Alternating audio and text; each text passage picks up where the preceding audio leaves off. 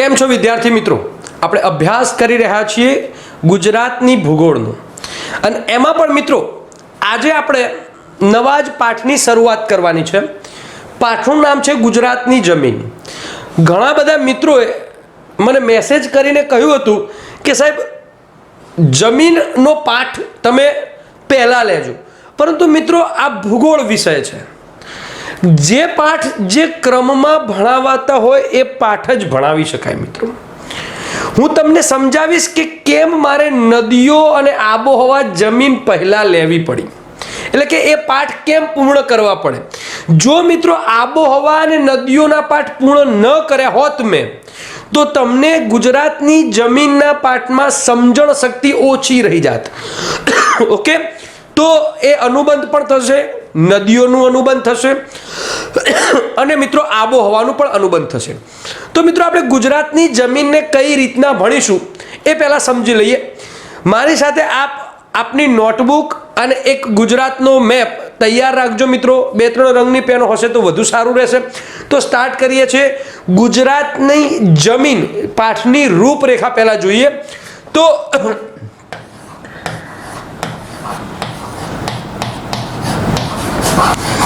ગુજરાતની જમીન મિત્રો આપણે અહીંયા ટાર્ગેટ ગુજરાતની જમીન ઉપર લઈશું, પણ છતાંય જમીનના અમુક જે સામાન્ય એની પરિભાષા છે, એની જે સામાન્ય માહિતી છે એ તો મેળવી જ લઈશું. તો મિત્રો આ પાઠમાં આપણે શું ભણીશું એ સમજાવી દઉં તમને. તો પહેલા જમીનની સામાન્ય માહિતી જોઈ લઈશું. જમીનની સામાન્ય માહિતી.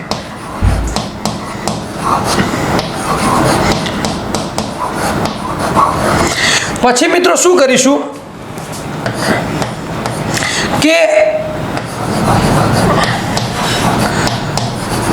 આબોહવાની અસર જોઈ લઈશું. પછી મિત્રો શું જોઈશું આપણે? જમીનનું વર્ગીકરણ જોઈશું. જમીનનું વર્ગીકરણ અને પછી મિત્રો જમીનની અન્ય માહિતી જોઈશું. અન્ય માહિતી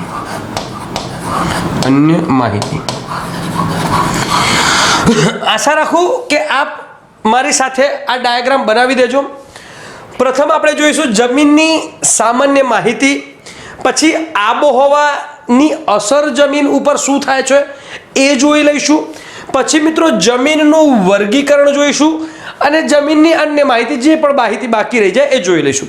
મિત્રો જમીનની સામાન્ય માહિતીમાં પણ શું જોઈશું એની આપણે ચર્ચા કરી લઈએ એક વખત. તો જમીનની સામાન્ય જે માહિતી છે મિત્રો, એમાં આપણે જમીન એટલે શું જોઈશું. એટલે શું, એટલે કે એની વ્યાખ્યા જોઈશું. ઓકે, પછી મિત્રો જમીન શબ્દની ઉત્પત્તિ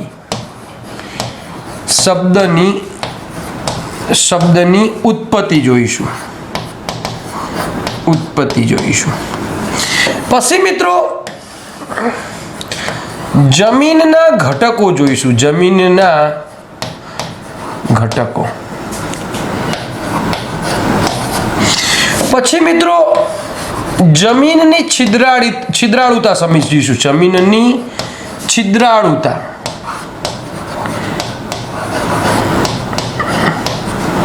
પછી મિત્રો પીએચ સ્કેલના શોધકનું નામ જોઈશું. સ્કેલના શોધક. પછી મિત્રો આપણે રેગોલિથ શું છે, રેગોલિથ શું છે, રેગોલિથ કોને કહેવાય એ જોઈ લઈશું. કોને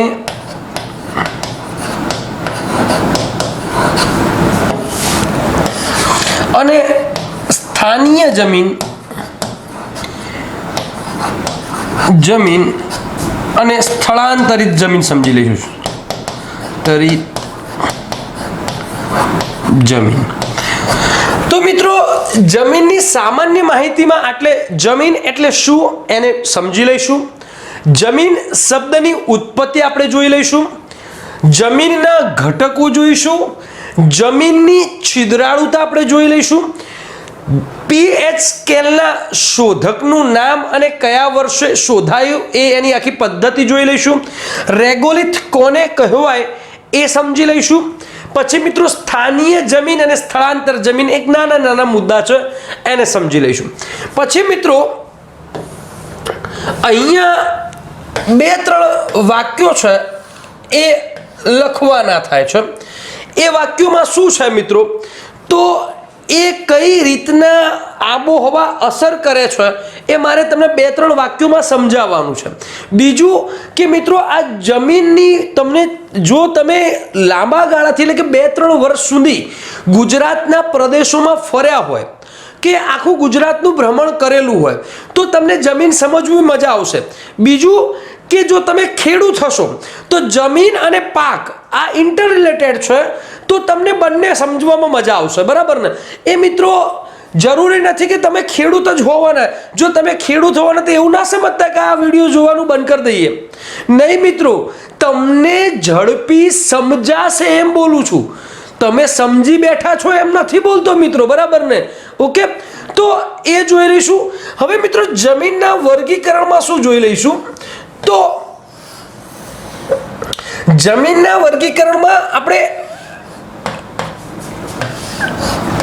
ભારતની બધી જમીનનો આપણે ચર્ચા નથી કરવાની, કારણ કે ઓલરેડી એમાં ઇન્ક્લુડેડ ઓફ ગુજરાતમાં આવી જ જાય છે. પરંતુ ભારતના જમીનની વર્ગીકરણના પ્રકારમાં 8 પ્રકારો છે અને ગુજરાતના જમીનના વર્ગીકરણના પ્રકારોમાં મિત્રો 7 પ્રકારો છે. આટલું ડિવાઇડ સમજીશું. તો મિત્રો સમજી લઈશું ICAR અને અહીંયા છે મિત્રો ભારત માટે, અને અહીંયા મિત્રો અખિલ ભારતીય જમીન ઉપયોગિતા અને મોજણી સંસ્થા, આ 2 નામ યાદ રાખજો. હવે ICAR નું આખું નામ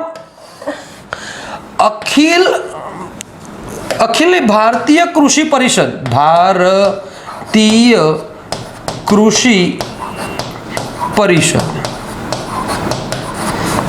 ઓકે, ભારતીય કૃષિ અનુસંધાન પરિષદ, અનુસંધાન પરિષદ, ICAR નું આખું નામ છે. બીજી એક સંસ્થા છે અખિલ ભારતીય જમીન ઉપયોગિતા અને જમીન મોજણી સંસ્થા, એને સમજી લઈશું. મિત્રો આપણે હવે આ જે ICAR છે ખાલી સમજી લો કે એને 1956માં, વર્ષ થોડું યાદ રાખજો, 1956માં ભારતીય જમીનના પ્રકારો અને એને ગૌણ પ્રકારો પાડ્યા. રંગ, ફળદ્રુપતા, માટી, કાંપ એ બધું જોઈ, ઉદ્ભવતા એ બધું જ રિસર્ચ કરી અને ભારતીય જમીન યાદ રાખજો, ભારતીય જમીન ને 8 મુખ્ય ભાગોમાં વિભાજિત કરી. આ પ્રશ્ન એક વખત ડીવાયએસઓની પરીક્ષામાં પૂછાયો હતો. ભારતીય જમીનના કેટલા મુખ્ય વિભાગ પડે છે વર્ગીકૃતમાં, તો 8. જો ગૌણ વિભાગ પૂછે ને તો 27 ગૌણ વિભાગો પાડ્યા એને. કેટલા ગૌણ વિભાગો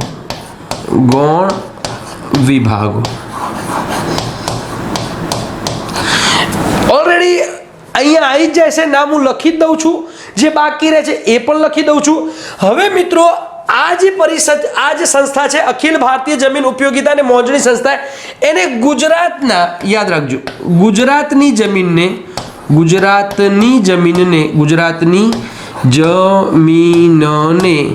7 પ્રકારમાં વર્ગીકૃત કરી. 7 પ્રકારમાં વર્ગીકૃત વર્ગીકૃત કરી. ઓકે મિત્રો, એ 7 પ્રકારમાં યાદ રાખજો કે મને જે રીતે યાદ રહે છે એ સૂત્ર તમને યાદ રહે તો સારું, નહીં તો તમે તમારી રીતે સૂત્ર બનાવી શકો છો.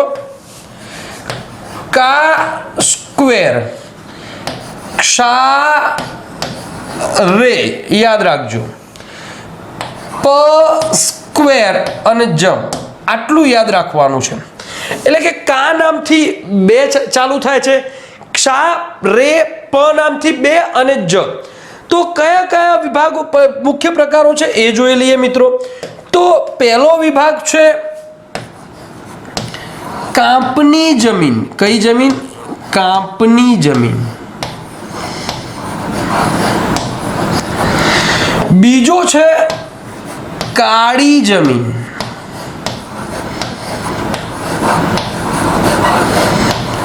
ત્રીજો છે ક્ષારીય જમીન. ક્ષારીય જમીન. ચોથું છે મિત્રો રેતાળ જમીન.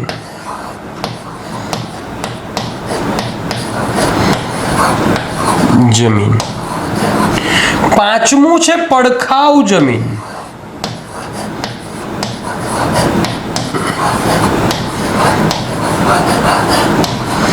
છઠ્ઠું છે પહાડી જમીન.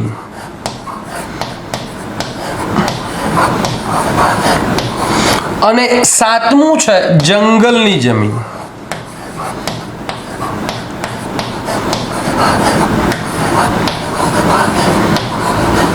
ઓકે, તો મિત્રો યાદ રાખજો, નોંધ, ગુજરાતમાં રાતી જમીન જોવા મળતી નથી. નોંધ. એટલે સરકાર પૂછે ગુજરાતમાં કયા પ્રકારની જમીન નથી, તો ગુજરાતમાં રાતી જમીન નથી. રાતી જમીન નથી એટલે એને 7 પ્રકાર છે. પેલામાં રાતી જમીન આવેલા 8 પ્રકાર થઈ જાય છે. ઓકે, આ નોંધી લેજો મિત્રો. આ પાઠને આપણે 2 ભાગમાં સમજીશું. એક ભાગમાં આમાં મિત્રો આપણે ફર્સ્ટ ટોપિક પૂર્ણ કરી દઈશું. આજના વિડીયોમાં જ જમીનની સામાન્ય માહિતી, આજના વિડીયોમાં જ આબોહવાની અસર સમજી લઈશું અને આજના જ વિડીયોમાં જમીનનો એક પેટા પ્રકાર પણ કાંપની જમીનને આપણે સમજી લઈશું. પછી મિત્રો જે રીતના લેન્થ પ્રમાણે હું વિડીયો અલગ અલગ મૂકતો જઈશ, બરાબર ને? એવું બને કે કાંપની અને કાળી જમીન અને ક્ષારીય જમીનની માહિતી ઓછી હોય તો આખા એક વિડીયોમાં આવી જાય. એવું પણ બને કે 3-4 જમીન એક વિડીયોમાં આવી જાય. એવું પણ બને કે એક જ જમીનની માહિતી જો વિસ્તૃત હોય તો હું એનો અલગ વિડીયો. ટૂંકમાં એ ડિસિઝન મારું છે કે હું વિડીયોને ડિવાઈડ કઈ રીતના કરું ને તમને કઈ રીતના પીરસું, એ મારા ઉપર તમે છોડી દો. તમારું કામ એ છે કે મારા વિડીયોને દિલથી જોવા. બીજું મિત્રો, આ કોઈ ગોખણ પટ્ટીના વિડીયો છે જ નહીં. હજી આપને કહું છું મિત્રો, ગુજરાતના જિલ્લા હું નથી ભણાવતો. હજી તમે ચોખવટ કરું છું, હું ભૂગોળ ભણાવું છું. ગુજરાતના જિલ્લાઓ નથી ભણાવતો. હું લોજિક બેઝ ઉપર ભૂગોળ ભણાવું છું. હું તથ્યો નથી ભણાવતો. હજી મારા કોર્સની તમે ઉપયોગિતા સમજજો મિત્રો, બરાબર ને? પછી વર્ગ 3 તલાટીનું પેપર આવી કે સાહેબ આવું તો ના પૂછે. અરે નથી યાર, મારે વિષય નથી. મારો વિષય છે તમને ભૂગોળ સમજાવવું. ગોખવા માટે તો કેટલી ચોપડીઓ છે, પકડજો ને. ઓકે, તો મિત્રો આપણે આટલા સુધી સમજી લઈશું. ઓકે, તો 1 by 1 સ્ટાર્ટ કરીએ છીએ મિત્રો. કે આપણે પહેલું શું જોવાનું છે? જમીન એટલે શું, એટલે કે જમીનની વ્યાખ્યા સમજવાની છે. તો મિત્રો આપ નોટમાં પણ લખતા જજો. તો જમીન કોને કહેવાય? તો જમીનની વ્યાખ્યા.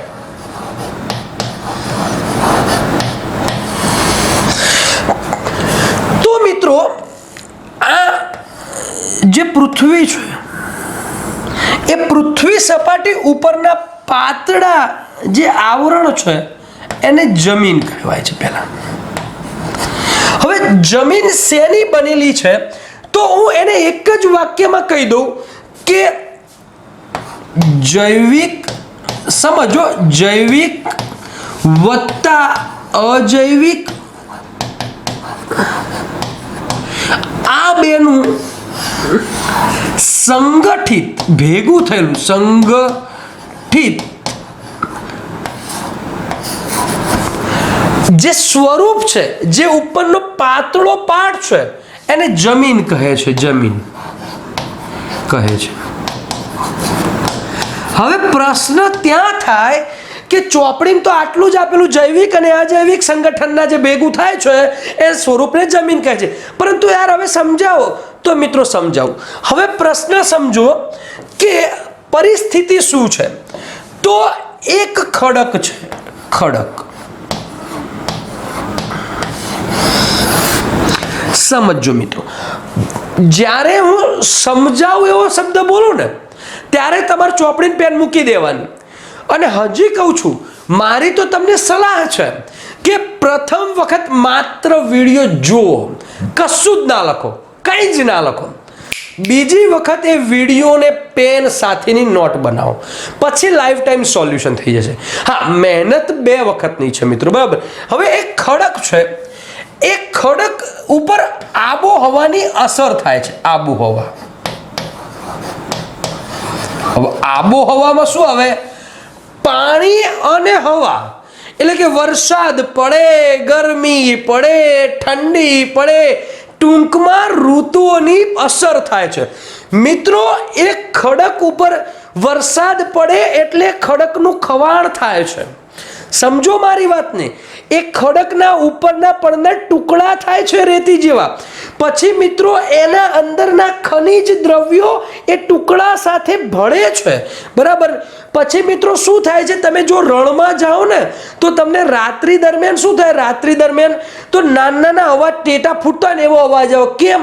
તો મિત્રો યાદ રાખજો, ગરમી જ્યારે બપોર સવાર દરમિયાન ગરમી પડે જોરદાર રણમાં, તો મિત્રો કોઈ પણ ખડક એ તમે ખબર જ છે કે પહોળો થાય, પેલા રેલવેના પાટા જેવું. પછી મિત્રો ઠંડી પડે એટલે સિકુડો જાય, ત્યારે મિત્રો એ પહોળાઈ થવાની, સિકુડવાની પ્રક્રિયાને એ પથરાઓ તૂટે, ફટ ફટ ફટ. તો તમને જે ટેટા નાના ફૂટે ને અવાજ આવે, તમે એકલા રાતે ફરવા જાઓ તો તમે બીવો કે ભૂત આવ્યું લાગે, પણ એમાં ભૂત ના હોય, બરાબર. એ આબોહવાકીય એક આખી પ્રક્રિયા છે. તો મિત્રો ખડક ઉપર આબોહવાની અસર થાય છે. હવે એ ખડકનું શું થશે? ખવાણ થશે. અને એટલે જ મિત્રો રેતી જે ખવાણ થાય, રેતી અને યાદ રાખજો મિત્રો ખનિજ દ્રવ્યો ભેગા થાય છે. એટલે કે આ પ્રક્રિયા જે રેતી અને ખનિજ દ્રવ્યો થયા, ખવાણ થયું, વરસાદ પડ્યો, નાની રેતી થવી, અને પછી મિત્રો એના ઉપર ખનિજો એ બધું ભેગું થવું. આ વસ્તુને અજૈવિક ઘટકો કહેવામાં આવે છે, અજૈવિક ઘટકો. ઓકે. હવે પ્રાણીઓ વત્તા વનસ્પતિ. મિત્રો પ્રાણીઓ એ આપ જાણો છો કે પોતાની ખોરાક મેળવવાની પ્રવૃત્તિના કારણે એક જગ્યાએથી બીજી જગ્યાએ ફરે છે, જેના કારણે એનું મળ મૂત્ર એ જમીન ઉપર પડે છે. પ્રાણીઓ મળી જાય છે તો પણ એ જમીનમાં દટાય છે, બરાબર, એ કોહવાય છે. પછી વનસ્પતિના પાંદડા નીચે પડે છે અને એ પાંદડા કોહવાય છે. તો આના કારણે એના ઉપર આબોહવાની અસર થાય છે, બરાબર ને. પાંદડા ઉપર વરસાદ પડે છે, પછી એના ઉપર અમુક માટી આવે છે, તો એ ભેજ આવે છે. તો આ જે પ્રક્રિયા થાય છે ને એને હ્યુમસ કહેવામાં આવે છે, હ્યુમસ. અને હ્યુમસ એ શું છે? તો હ્યુમસ એ જૈવિક પદાર્થ છે, જૈવિક. ઓકે. તો મિત્રો યાદ રાખજો, અજૈવિક વત્તા જૈવિક પદાર્થ, આ બે ભેગા થયા સંગઠિત સ્વરૂપ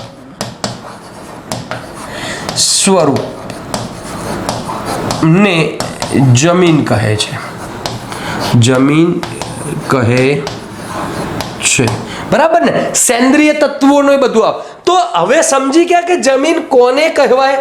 તો આ મુદ્દો એક પૂરો થયો. બરાબર, જમીન એટલે શું, જમીન કોને કહેવાય એ તમને સમજી ગયા. બરાબર, કે કોઈ ખડક ઉપર આબોહવાની અસર થવાના કારણે ખડકનું ખવાણ થાય છે, એને રજ થાય છે, એ રજમાં ખનિજ દ્રવ્યો મળે છે, એ અજૈવિક તત્વો અને એક બાજુ બીજી બાજુથી મિત્રો પ્રાણી અને વનસ્પતિના જૈવિક તત્વોનું મિલન થાય છે અને સંગઠિત સ્વરૂપથી ઉપરનું જે પાતળું સ્વરૂપ બને છે એને આપણે જમીન કહીએ છીએ. સમજી ગયા મિત્રોમાં. હવે જમીન શબ્દની ઉત્પત્તિ સમજવાની છે મિત્રો. દિલથી શાંતિથી કોઈ જ ઉતાવળ નથી, યાદ રાખજો. મસ્ત રીતે ભણો, એક વખત ભણી લો. જમીન શબ્દની ઉત્પત્તિ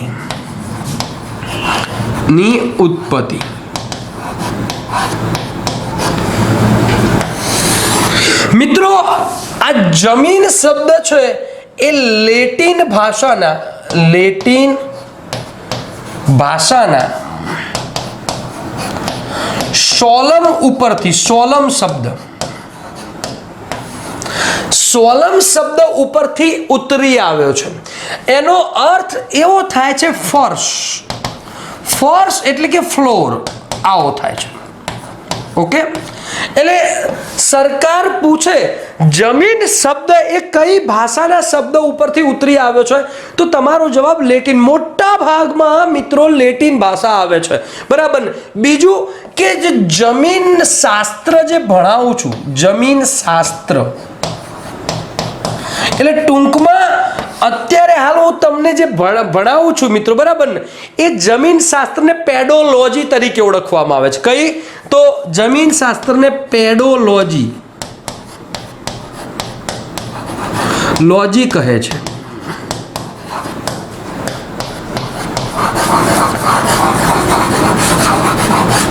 ઓકે, આ પણ યાદ રાખજો મિત્રો, પેડોલોજી તરીકે ઓળખવામાં આવે છે. તો બે શબ્દો મળ્યા. જમીન શબ્દની ઉત્પત્તિ લેટિન ભાષાના સોલેમ એટલે કે ફર્શ શબ્દ ઉપરથી થઈ છે. પછી જમીન શાસ્ત્રને પેડોલોજી, એટલે અત્યારે હું ગુજરાત પેડોલોજી તમને ભણાવી રહ્યો છું, પેડોલોજી તરીકે ઓળખવામાં આવે છે. હવેનો મુદ્દો મિત્રો કયો છે આપણો? વન બાય વન જ જોઈએ. જમીનના ઘટકો. આમાં તમારે થોડુંક ગોખણપટ્ટી કરી લેવાની છે. કેવી ગોખણપટ્ટી? તો મિત્રો એકદમ ઇઝીલી રીતે સમજાવું છું. તો જમીનના ઘટકો,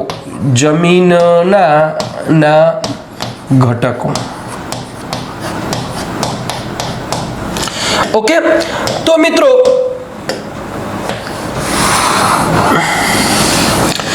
જમીનના ઘટકોમાં જોવા જઈએ તો હવા 25% હોય, પછી ભેજ પણ 25% હોય, પછી સેન્દ્રિય તત્વ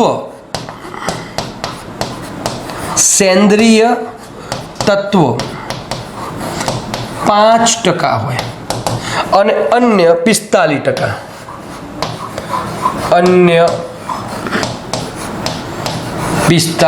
ઓકે, આટલું યાદ રાખજો. જમીનના ઘટકોમાં બહુ વાંધો નહીં. હવા 25%, ભેજ 25%, સેન્દ્રિય તત્વ 5% અને અન્ય 45%, 100% ક્લિયર થઈ જશે. હવે મિત્રો આપણે આગળ વધીએ છીએ વન બાય વન કે જમીનની છિદ્રાળુતા. હવે આ શબ્દોમાં એક શબ્દ છે છિદ્ર. છિદ્ર શબ્દનો જો અર્થ સમજો તમે તો હું માનું છું કે તમને આવડી જાય. તો કેવું મિત્રો સમજો કે જમીન એટલે કે જમીન જે તમે છે એ અમુક છિદ્રાળુતા વાળી છે. તો કેવું કે જમીનના રજકણો આટલે દૂર હોય માની લઈએ, અને એક જમીન આવી છે નજીક.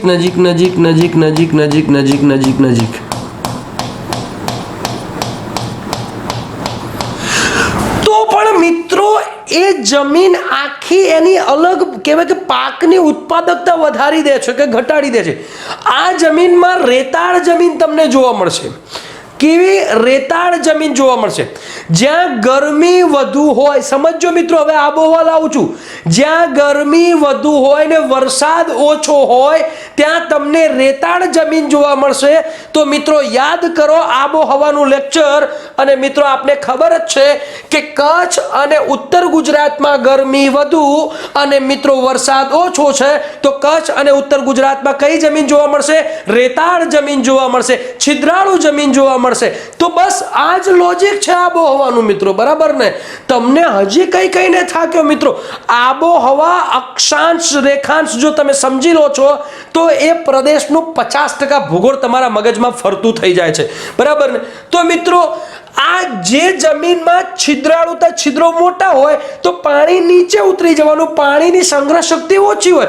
સરકાર પૂછે નીચેનામાંથી કઈ જમીનની સંગ્રહ શક્તિ ઓછી હોય, તો જે જમીનમાં છિદ્રાળુ વધારે હોય તો એ જમીનની સંગ્રહ શક્તિ ઓછી હોય છે. પણ જે જમીનમાં છિદ્રાળુતા ઓછી હોય છે એ જમીનની સંગ્રહ શક્તિ પાણીની વધુ હોય છે. ઇટ્સ ઈઝી વસ્તુ છે, બરાબર ને? ઓકે. બીજું એની ભેજ ધારણ શક્તિ પણ વધુ હોય છે, અહીંયા ભેજ ધારણ શક્તિ ઓછી હોય છે, બરાબર ને? આ જમીનમાં તમે પાક વાવો તો તમારે અઠવાડિયે પાણી 3-4 દાડે વેડવું જ પડે, કારણ કે ભેજ ઉડી જાય છે. બટ હિયર ધેટ અહીંયા તમે જો પાણી આ પાક વાવો છો તો છિદ્રાળુતા ઓછી હોવાના કારણે મિત્રો તમારે પાણી અઠવાડિયે પછી આપવું પડે છે, કારણ કે ભેજ સંગ્રહી શકે છે. આ બધા લોજિકો તમારે ચાલવા જોઈએ અને ચાલે તો જ તમે ભૂગોળના વિદ્યાર્થીઓ છો. નહીતર ગોખવા માટે મારો કોર્સ ના લેતા મિત્રો, હજી કહું છું. અને બીજા મિત્રો લેતા હોય તો ના પાડ દે છે કે ભાઈ તારો વિષય નહીં, તારો પાચન શક્તિ નથી, કહી દેવાનું. ખોટા રૂપિયા ના બગાડો, કારણ કે હું સ્પષ્ટ તમને કહું છું મિત્રો, હું મારી મહેનતના રૂપિયા લઉં છું, બજાર કરતાં વધુ લઉં છું. હું સ્પષ્ટ કહું છું, બરાબર ને? પણ હજી કહું છું મિત્રોને કહી દેજો કે તારા પાચન શક્તિ ના હોય તો ના ખરજતો, બરાબર? ઓકે, ચલો. તો છિદ્રાળુતા સમજી ગયા તમે. હવે પીએચ સ્કેલના શોધક યાદ રાખજો. પીએચ સ્કેલના શોધકે 1909 ની શોધ કરી હતી, પીટર સોરેન. પેટર સોરેન નામનો વ્યક્તિ. ઓકે, આટલું યાદ રાખજો. કદાચ કહેવાય કે ફેક્ચ્યુઅલ ડેટા આપણી ભાષામાં કહીએ તો પીટર સોરેન, બરાબર ને? હવે રેગોલિથ કોને કહેવાય? તો મિત્રો રેગોલિથમાં શું હોય છે સમજાવો. કે આ એક ખડક છે. આ ખડકમાં મિત્રો યાદ રાખજો ABC અને ઉપરનાને O0 ખડક કહે છે, બરાબર ને? 0. હવે શું થાય છે કે આ જે તત્વો છે ને આ એ સેમ ખડકના જ હશે, એક જ ખડકના હશે. આને માતૃ ખડક કહે છે. શું કહે છે? માતૃ ખડક. શું કહે છે મિત્રો? માતૃ ખડક તરીકે ઓળખવામાં આવે છે. શું ઓળખવામાં આવે છે? માતૃ ખડક. કને? તો આને. પરંતુ ઉપરનું જે પડ છે ને એ કદાચ હવાથી બીજા ખડકનું લાવી દીધા હોય, પછી પાણી એને ખેંચીને લાવેલું હોય, તો કદાચ બની શકે છે ઉપરના જે ખડકનું છે એ ઉપરના ખડકમાં માતૃ ખડકના તમને મળે નહીં, પરંતુ જે નીચેના જે ભાગ છે એ માતૃ ખડકના પદાર્થો હોય છે. અને આ માતૃ ખડકના પદાર્થોને જ રેગોલિથ કહે છે. રેગોલિથ એટલે કે રેગોલિથ એટલે ટૂંકમાં A+B+C બરાબર રેગોલિથ. રેગોલિથ. ઓકે મિત્રો, સમજાઈ ગયું ને આપણે? A+B+C બરાબર ઉપરનું જે ભાગ છે એ કદાચ બની શકે છે કે એ બીજી જગ્યાથી આવેલું હોય છે, બરાબર ને? ઓકે, કે એને પવન દ્વારા લાવવામાં આવે, પાણી દ્વારા લાવવામાં આવે, એ પ્રોસિજર અલગ છે. પણ આ એને મૂળ ખડકના પદાર્થને રેગોલિથ તરીકે ઓળખવામાં આવે છે. આગળ વધીએ છીએ મિત્રો. રેગોલિથ તમે સમજી ગયા કે મૂળ ખડકના જે પદાર્થો છે એને રેગોલિથ તરીકે ઓળખવામાં આવે છે. હવે મિત્રો આપણે શું સમજવાનું છે? સ્થાનીય જમીન અને સ્થળાંતરિત જમીન. મિત્રો પર્વતો હોય અને જંગલો હોય ત્યાં મિત્રો સ્થળાંતર જમીન થવાના ચાન્સીસ ઓછા રહે છે, કારણ કે પવન હોય, પર્વતો એને નડે છે. એને નડવાના કારણે મિત્રો એની રજ લઈ જવાનામાં એને તકલીફ પડે છે. પછી મિત્રો એ વખતે નદીઓમાં પણ એને લઈ જવાની તકલીફ પડે છે, પર્વતોમાં એ બધું હોય. પછી જંગલ પ્રદેશમાં મિત્રો એક જગ્યાએથી બીજી જગ્યાએ એને પવન ઉડાડી શકતા નથી નીચેના ભાગને, બરાબર ને? અને એટલા માટે જો માની લઈએ કે મિત્રો આ અહીંયા જમીન છે, બરાબર? અહીંયા ખડક છે. હવે માની લઈએ કે આ રેતાળ જમીન છે, અહીંયા રેતાળ. તો બને છે શું છે, રણની જમીન છે, રાજસ્થાનમાં પવન આવે અહીં ઉડાડીને અહીં લાવી દે, તો આ જમીનના જે અહીંયા શું આવી ગયા તો આ જમીનને સ્થળાંતરિત જમીન કહે છે, સ્થળાંતરિત. પરંતુ મિત્રો અહીંયા જ ખડક ખવાણ થાય, એક જ જગ્યાએ ખડક ખવાણ થાય, સેન્દ્રિય તત્વો મળે, ખનિજ દ્રવ્ય મળે, ઉપરથી પાંદડા પડે, બરાબર ને, એનો ભેદ થાય, હ્યુમસ થાય, ને આ જે જમીન બને છે ક્યાંય સ્થળાંતર ના થાય, એને સ્થાનીય જમીન. એટલે સરકાર પૂછે સ્થાનીય જમીનનું વધુ પ્રમાણ તો જંગલોમાં જોવા મળે, પછી પર્વતીય પ્રદેશ, પહાડી પ્રદેશમાં સ્થાનીય જમીનનું પ્રમાણ વધુ જોવા મળે મિત્રો, બરાબર. તમે સમજી ગયા હશો, આશા રાખું છું. હવે મિત્રો આપણે કઈ બાજુ જવાનું છે કે આ પોઝન જે સમજણનો પ્રોજન હતો, જે કહેવાય કે ફેક્ચ્યુઅલ ડેટા, એને આપણે ક્લોઝ કરીએ છીએ. હવે મિત્રો આ બાજુ જઈએ છે. આ બાજુમાં તમારે શું સમજવાનું છે થોડુંક તો યાદ રાખજો કે અહીંયા આબોહવાની અસર કરતા પરિબળો. મિત્રો આબોહવાની અસર કરતા પરિબળોમાં તમે સમજી શકો છો કે ગુજરાતનો જે પૂર્વોત્તર ભાગ છે એમાં મિત્રો ડુંગરાળ પ્રદેશો જે 4 પર્વતમાળાના ભાગરૂપ આવેલા છે, અરાવલ્લી, વિંધ્યાચલ, સાતપુડા અને સહ્યાદ્રી. અને એ ડુંગરાળ પ્રદેશોમાં મિત્રો જંગલો પણ વધુ છે, વનસ્પતિ પણ વધુ છે, એટલે ત્યાં મિત્રો સ્થાનીય જમીનનું નિર્માણ થઈ શક્યું છે, બરાબર ને. બીજું કે મિત્રો આપ અંદાજ લગાવી શકો છો, મિત્રો આપ આબોહવાની રીતે અંદાજ લગાવી શકો છો કે ઉત્તર ગુજરાતની જમીન ઉપર વધુ ઓછો વરસાદ, ઊંચું તાપમાનની અસર હોવાના કારણે તે રેતાળ જમીન હશે. સમજો છો મારી વાતને? પછી મિત્રો દક્ષિણ ગુજરાતની જમીન ઉપર વધુ વરસાદની અસર જોવા મળશે આપને, જે તમે લોજિક બેઝ જઈ શકો છો, બિંદાસ્ત જઈ શકો છો. પછી મિત્રો અમુક રીતે તમને ખબર જ હશે કે સૌરાષ્ટ્રની આછા કાળા રંગની જમીન છે, આછા કાળા શબ્દ વાપરું છું, એ મગફળીના પાક માટે શું ઉપયોગી છે, ખૂબ જ ઉપયોગી છે. પછી મિત્રો કાનમ પ્રદેશની કાળી જમીન એ કપાસના પાક માટે ઉપયોગી છે. પરંતુ મિત્રો જે મધ્ય ગુજરાતનો જે ભાગ છે, જે સાબરમતીથી મહી નદી વચ્ચેનો જે ભાગ છે, એ રેતાળ એટલે કે ગોરાળું જમીન છે, અને એના ઉપર મિત્રો તમાકુનું વધુ વાવેતર થાય છે. આ તમારા લોજિક બેઝ પ્રશ્નો હોવા જોઈએ. એટલે મેં તમને લોજિક લગાવતા શીખવાડી દીધું કે નીચેની જમીનમાં છિદ્રાળુતા ઓછી હશે, ઉપરની જમીનમાં છિદ્રાળુતા વધુ હશે. બીજું કારણ કે એમાં તાપમાન ઊંચું છે અને વરસાદ ઓછો છે, એટલે ત્યાં રેતાળ જમીન. હવે મિત્રો રાજસ્થાનમાં કઈ જમીન વધારે પ્રમાણમાં હશે તો રેતાળ જમીન હશે, મગજમાં બેસી ગયું. પછી મિત્રો કાંપની જમીન ક્યાં બને તો જે જગ્યાએ નદીઓ પોતાનું કાંપ ઢસડી અને લાઈન મેદાન બનાવ્યું હોય ત્યારે કાંપની જમીન બની શકે છે. એટલે તો તમે મિત્રો અહીંયા મધ્ય ગુજરાતમાં નદીઓનો પ્રવાહ વધુ છે, દક્ષિણ ગુજરાતમાં પણ વધુ છે, તો ત્યાં કાંપની જમીન ઇટ્સ ઇઝીલી વસ્તુ છે, ત્યાં બનવાની છે. મિત્રો યાદ રાખજો કે આ લોજિક તમારે ચલાવવાનું જ છે. હજી આપણે આગળ વધીએ છીએ મિત્રો. બીજું કે આ નોંધી લેજો ખાસ, અહીંયા આપણે અસર કરતા પરિબળો જોઈ લીધું આબોહવામાં, તો એટલું યાદ રાખજો આબોહવાના અસર કરતા પરિબળોમાં ઉત્તર ગુજરાતની જે જમીન છે એમાં ઊંચું તાપમાન અને મિત્રો વધુ ઓછો વરસાદ હોવાને કારણે રેતાળ એ મીઠું સીધું ઇફેક્ટ મારે છે. દક્ષિણ ગુજરાતની જમીન ઉપર વધુ વરસાદની સીધી અસર જોવા મળે છે આપને. ઓકે, હવે આગળ વધું છું મિત્રો. અહીંયા યાદ રાખજો ભારતીય કૃષિ અનુસંધાન પરિષદે 1956માં ભારતની જમીનને 8 મુખ્ય પેટા પ્રકારોમાં અને 27 ગૌણ પ્રકારોમાં વિભાજિત કરી હતી. જ્યારે ગુજરાતની જમીન માટે અખિલ ભારતીય જમીન ઉપયોગિતા અને મોજણી સંસ્થાએ ગુજરાતની જમીનને 7 પેટા પ્રકારોમાં વિભાજિત કરી છે. એ 7 પેટા વિભાગને યાદ રાખવાનું સૂત્ર કા સ્ક્વેર ક્ષારે પ સ્ક્વેર જ, બરાબર. જે તમને યાદ રહે, તમારો વિષય છે, મારો તો એટલું જ મિત્રો. તમારા માટે પક્ષીની આંખ જ દેખાવી જોઈએ.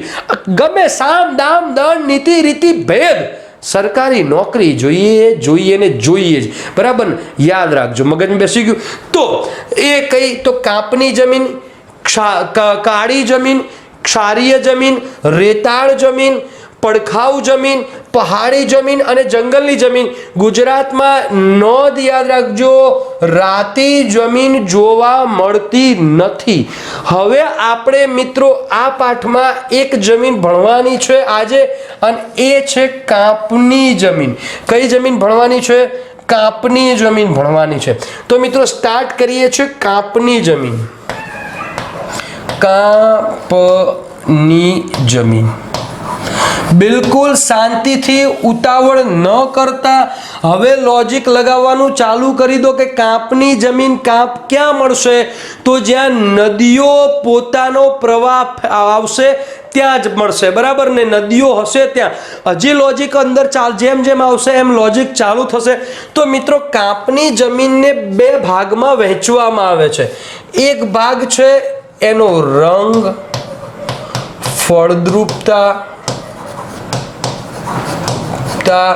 માટી વગેરેથી, બરાબર ને? અને બીજું છે મિત્રો, બીજો જે ભાગ એને પાડવામાં આવ્યો છે એની ઉદ્ભવતાના આધારે, ઉદ્ભવતાના આધારે. બિલકુલ શાંતિથી ઉતાવળ નથી કરતો મિત્રો. સરકાર પૂછે છે એટલે, બરાબર ને? આ પાઠમાંથી હમણાંથી જીપીએસસી છંછેડવાનું ચાલુ કરી દીધું છે. હવે મિત્રો આ જમીનના પણ બે ભાગ પડે છે રંગ ફળદ્રુપતાને આધારે. તો એક ભાગ છે નદીઓના કાંપની જમીન, નદીઓના કાંપની જમીન, અને અહીંયા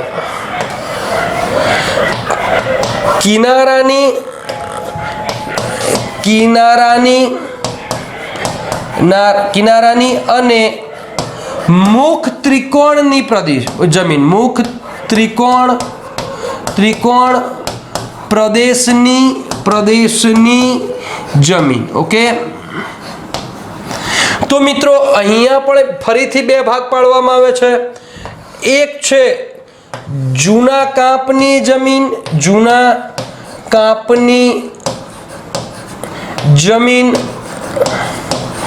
અને બીજી છે નવા કાંપની જમીન. સમજો શાંતિથી. તમે બીજી બુકો વાંચશો તો મગજ આઘા પાછું થઈ જાય કે આ ચઈ પ્રકાર પડે છે. પરંતુ મિત્રો પહેલા તો આ કાંપની જમીનના બે ભાગ પાડ્યા, રંગ, ફળદ્રુપતા, માટી વગેરેના આધારે. તો એના આધારે એમાંથી ફરીથી બે ડિવાઈડ થયા કે નદીઓના કાંપની જમીન હશે અને એક કિનારાની અને મુખ ત્રિકોણ પ્રદેશની જમીન આવશે. પછી મિત્રો બીજો જે ભાગ છે ઉદ્ભવતાના આધારે જૂના કાંપની જમીન અને નવા કાંપની જમીન એક જ છે, પણ અમુક ભૂગોળવેત્તાઓ પોતાની રીતે ભાગ પાડતા હોય. ઓકે, તો હવે મિત્રો આની જમીનમાં કેટલો ભાગ શું આવશે એ જોઈ લઈશું. નોંધતા જજો. તો મિત્રો આ જમીનમાં યાદ રાખજો 4 ભાગ પડે છે. કેટલા ભાગ પડે છે? તો 4, બરાબર ને? યાદ રાખજો મિત્રો.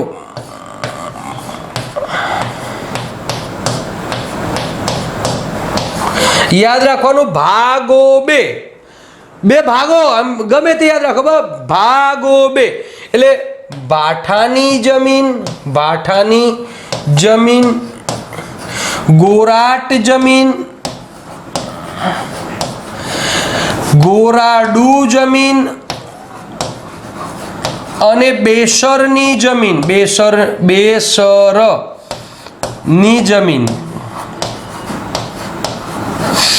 આ જમીનમાં મિત્રો કંઈ બહુ આવતું નથી. ઉત્તર ગુજરાત અને મધ્ય ગુજરાતના થોડા ભાગમાં આ પ્રકારની જમીન છે. મધ્ય ગુજરાતના થોડાક ભાગમાં આ પ્રકારની જમીન છે. ઓકે, જમીન છે. ઓકે, આગળ વધીએ છે.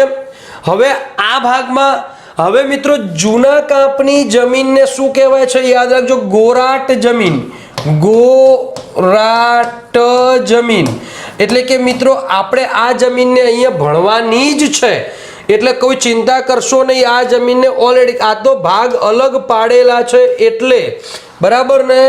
ગોરાટ જમીન એટલે સરકાર પૂછે કે જૂના કાંપની જમીનને યાદ રાખજો, ખાદર બાંગર ઓમન આવો, ભારતની જમીનને જ ભણાવતો નહીં તો તમે તમારું લોજિક ચાલુ કરી દો. પૂછાય એટલે પૂછાઈ લીધું, બરાબર ના? તો ગોરાટ જમીન તરીકે ઓળખવામાં આવે છે. અને નવા કાંપની જમીનને મિત્રો યાદ રાખજો ભાઠાની જમીન કહેવામાં આવે છે. ભાઠાની જમીન. હવે અહીંથી મિત્રો મને એટલી જાણકારી મળી કે મારે જમીન, આ જમીનના 4 પેટા પ્રકારો જ ભણવાના છે.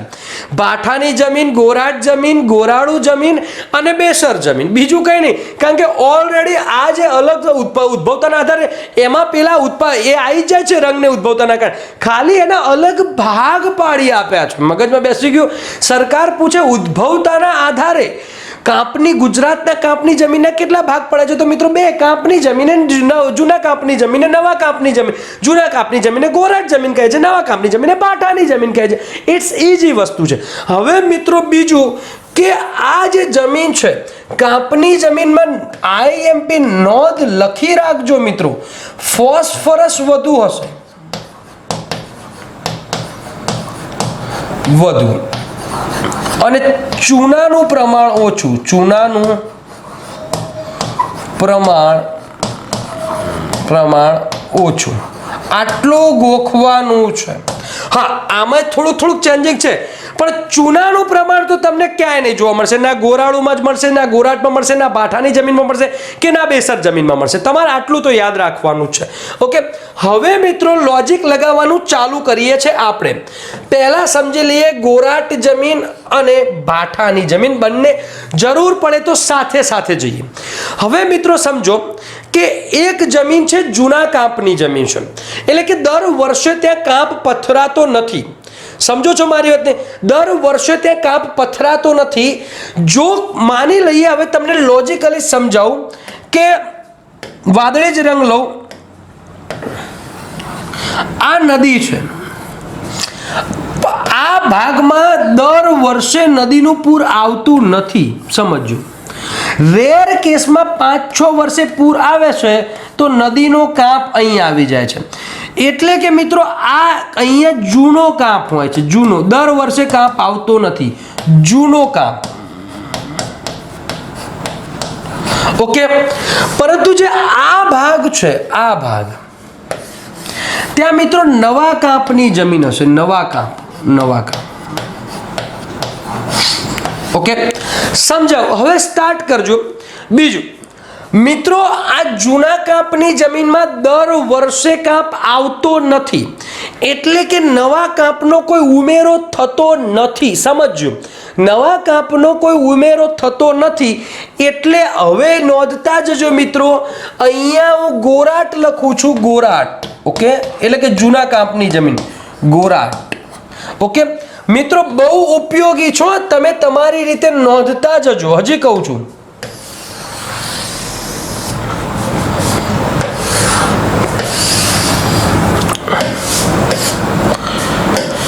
ચલો.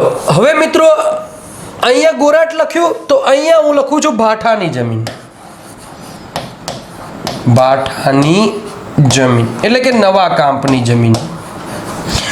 ઓકે, જો ગોરાટ જમીન એ નવા કાંપની જમીન કરતાં ફળદ્રુપતા એની ઓછી હશે.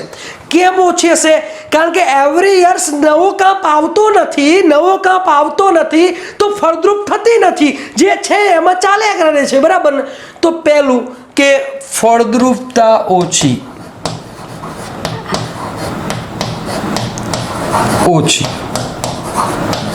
અહીંયા ફળદ્રુપતા વધુ.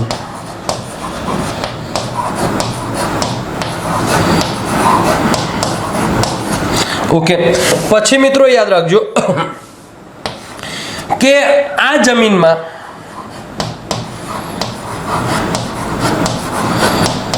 ચૂનાના કંકર તમને જોવા મળે. ચૂનાના કંકર, પછી માટી અને મિત્રો મરડિયા ક્યાંક જોવા મળે, બરાબર ને? ભળેલા હોય છે. બીજું, આ જમીનમાં ફોસ્ફરિક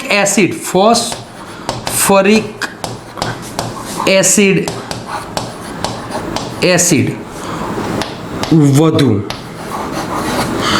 ચૂનાનું પ્રમાણ, એ તો બધા જ ચૂનાનું પ્રમાણ ઓછું. સમજો હવે શું થશે અહીંયા કે નવા કાંપની જમીનમાં મિત્રો ખાસ યાદ રાખજો કે આ નું પ્રમાણ ઓટોમેટિકલી ઓછું થઈ જશે તો ફોસ્ફરિક અને નાઇટ્રોજન ઓછું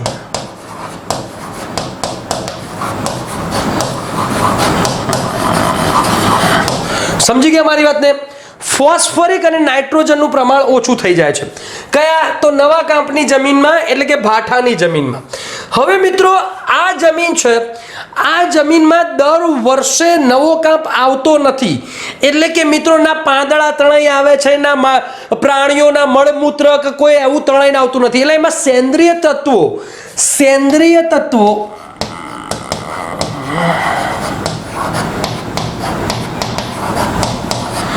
4 થી 5%, પણ આમાં સેન્દ્રિય તત્વોનું પ્રમાણ વધુ હશે તો સેન્દ્રિય તત્વોનું પ્રમાણ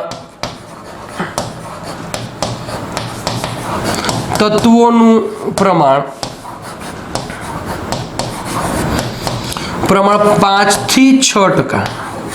ઓકે પછી મિત્રો યાદ રાખજો કે આજ ભાઠાની એટલે કે ગોરાટ જમીનનો એક જૂના કાંપની જમીન છે એટલે કે દર વર્ષે એક નિક્ષેપણ થતી નથી પાણીથી ઘસાતી નથી એટલે કે આ ગોરાટ જમીન એટલે કે જૂના કાંપની જમીન એ દળદાર હશે સમજો છો મારી વાતને જૂના કાંપની જમીન કેવી હશે મિત્રો દળદાર હશે દળદાર અને અહીંયા દળદાર નહીં હોય પછી મિત્રો શું હશે કે અહીંયા 3 થી 4 મીટર સેન્દ્રિય તત્વો હશે પરંતુ અહીંયા તો નીચે સુધી એટલે ઊંડાઈ સુધી કાંપ હશે સમજો ઊંડાઈ સુધી કાંપ હશે પણ ફળદ્રુપ નહીં સમજો જે લોજિકો ચાલી જ રહ્યા છે બરાબર ઊંડાઈ સુધી કાંપ હશે પણ ફળદ્રુપ નહીં કારણ કે તમારે હવે લોજિક જ વાપરવાનું છે આઈ અને ઘસી કાઢે છે કે નથી ઘસી કાઢતી ઓકે તો આ અહીંયા બીજું કે આ જમીન મને જોવા ક્યાં મળશે સમજો છો મારી વાતને મને ગોરાટ જમીન જોવા ક્યાં મળશે તો ગોરાટ જમીન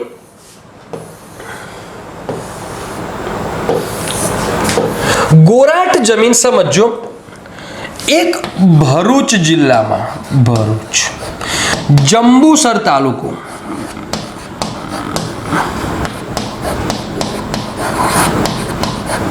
એટલે કે એક બરાબર બીજો વડોદરા જિલ્લામાં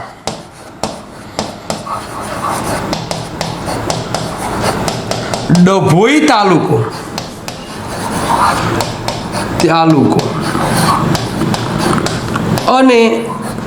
અને તેની આસપાસનો વિસ્તાર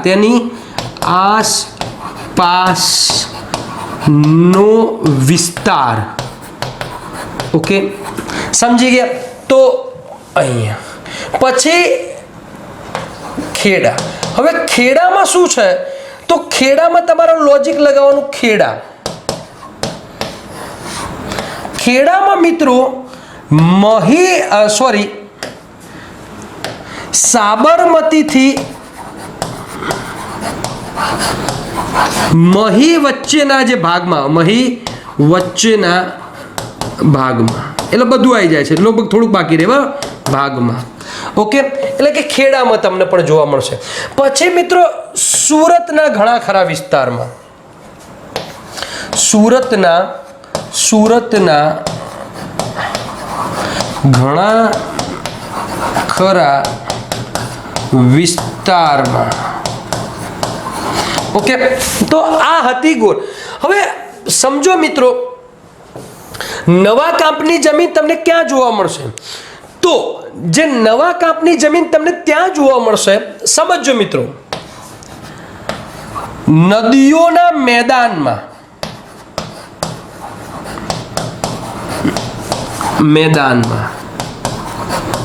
હવે મેં તમને મિત્રો ભૂપૃષ્ઠમાં મેદાની પ્રદેશો ચલાવ્યા છે સમજજો, હજી તમને કહું છું મેં ભૃપુષ્ણ અહીંયા દરેક જગ્યાએ લોજિક ચાલી રહ્યું છે અને તમારે લોજિક લગાડવું જ પડશે. જો લોજિક નહીં લાગતું હોય ને તો મૂકી દેજો, કોર્સ બંધ કરી દેજો, પિક્ચર, બરાબર ને? કારણ કે તમે તમારો સમય વેડફી રહ્યા છો. નદીઓના મેદાનમાં અને ટાપુઓમાં મોટા ભાગે સરસ્વતી નદીથી લઈને મહી નદી વચ્ચે, સમજો,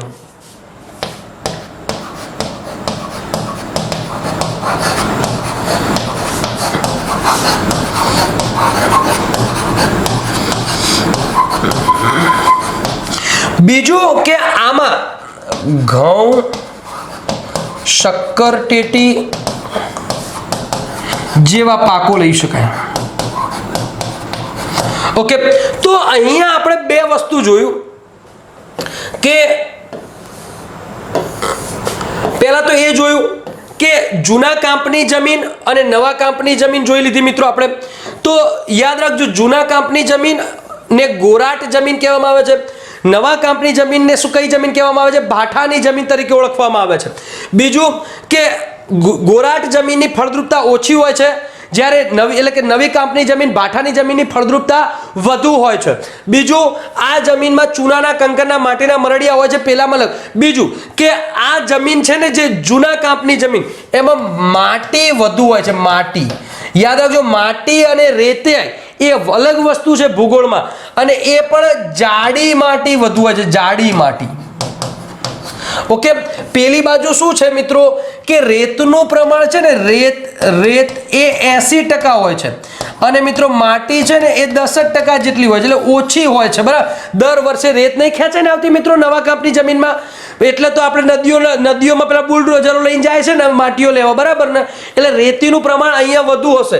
બીજું, ચલો આગળ વધીએ. એટલે કે સરકાર પૂછે જાડી માટી એ જૂના કાંપની જમીનમાં વધુ મળશે કે નવા કાંપની? તો મિત્રો જાડી માટી છે જૂના કાંપની જમીનમાં વધુ મળશે.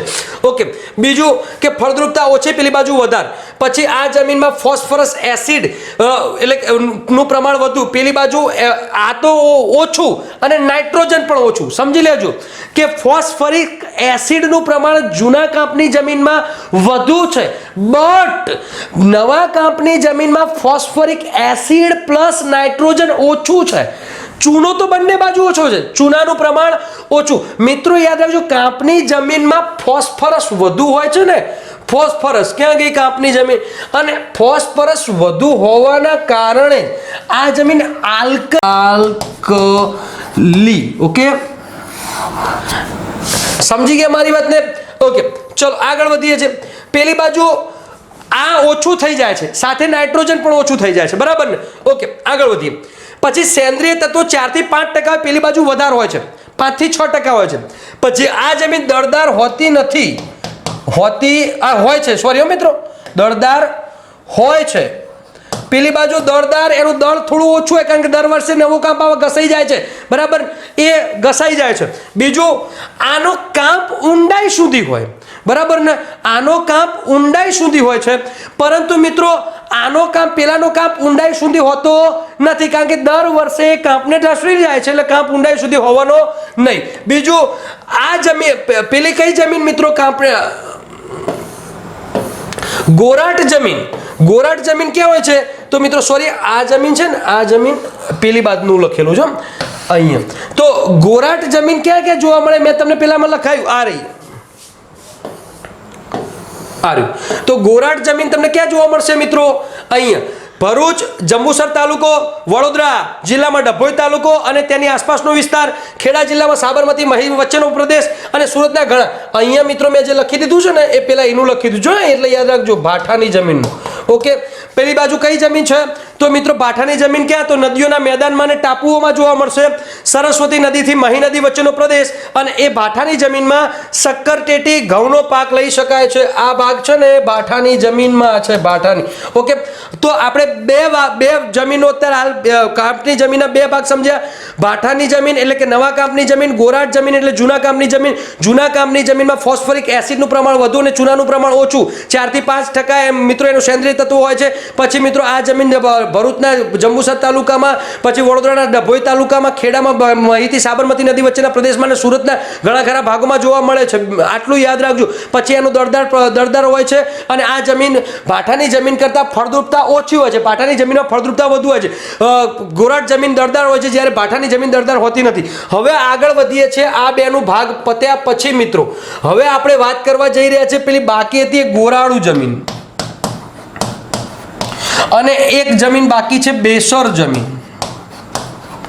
સમજી ગયા?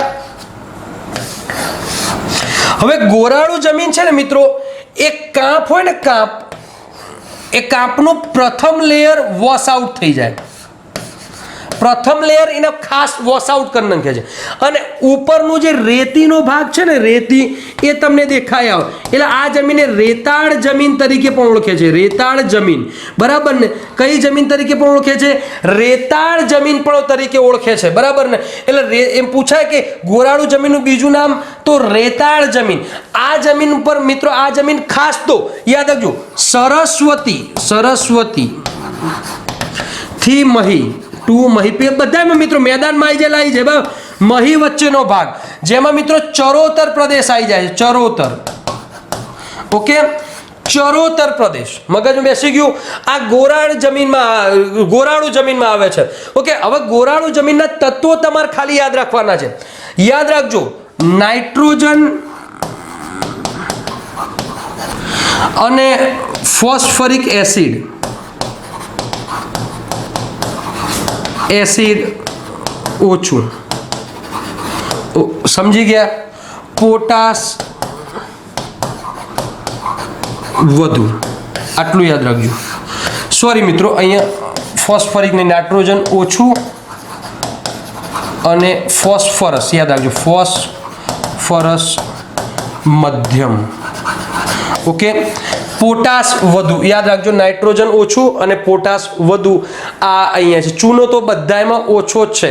હવે મિત્રો, આ જે ગોરાળુ જમીન તમારે એટલી જ યાદ રાખવાની કે ઉપરનું પડ વોશ આઉટ થતા નીચે રેતાળ ભાગ જે દેખાઈ આવે છે, એ રેતાળ ભાગની જમીનને ગોરાળુ જમીન તરીકે ઓળખવામાં. ધ પાર્ટ્સ ઓફ કાંપની જમીન એલુવિયલ સોઇલનો જ ભાગ છે, અને આ જમીન સરસ્વતી નદીથી લઈને મહી નદી વચ્ચેના ભાગમાં જોવા મળે છે. ખાસ તો એમાં ચરોતર પ્રદેશ આવી જાય છે, જે ગુજરાતનો બગીચો, ગુજરાતનું મેદાન કે બગીચો કહેવાય, અને ખેતીની દ્રષ્ટિએ બહુ જ આગળ પડતો વિસ્તાર છે.